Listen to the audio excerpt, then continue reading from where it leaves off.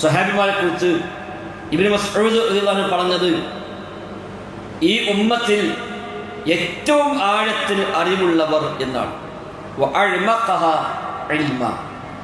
ഈ ഉമ്മത്ത് മൊത്തമെടുത്താൽ ആ ഉമ്മത്തിൽ ഏറ്റവും വലിയ അറിവുള്ളവർ ആര് എന്ന് ചോദിച്ചാൽ സ്വഹാബിമാർ എന്നാണ് പറയുന്നത്.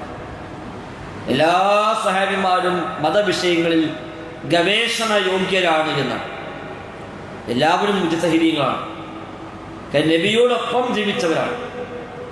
നമ്മളെ സംബന്ധിച്ച് ഒരു ആയത്ത് കേട്ട ആ ആയത്ത് ഇറങ്ങിയ പശ്ചാത്തലം എന്ത് എന്ന് നമുക്ക് വേറെ വായിച്ചു പഠിക്കണം.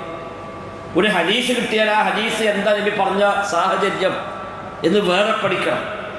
സ്വഹാബിമാരെ സംബന്ധിച്ച് ആയത്ത് ഇറങ്ങുന്നതിന് സാക്ഷ്യം വഹിച്ചവരാണ്, ഹദീസുകൾ നബിതങ്ങൾ പറയുന്നതിന് സാക്ഷ്യം വഹിച്ചവരാണ്, നബിയുടെ നാവിൽ നിന്ന് അത് കേട്ടവരാണ്. ഓരോ ഹദീസും ഓരോ ആയത്തും ഏത് പശ്ചാത്തലത്തിലാണ് പഠിപ്പിക്കപ്പെട്ടത്, അത് എന്താണ് ഉദ്ദേശിച്ചത് എന്ന് നേർക്ക് നേരെ കണ്ടും കേട്ടും ബോധ്യം വന്നവരാണ്. ഇബ്നു അബ്ബാസ് റളിയല്ലാഹു അൻഹു പറയുന്നുണ്ട്, ഏത് ആയത്തായിക്കോട്ടെ ആ ആയത്ത് എവിടെ വെച്ചിറങ്ങി, ആരുടെ വിഷയത്തിൽ ഇറങ്ങി എന്ന് കൃത്യമായി എനിക്കറിയാം.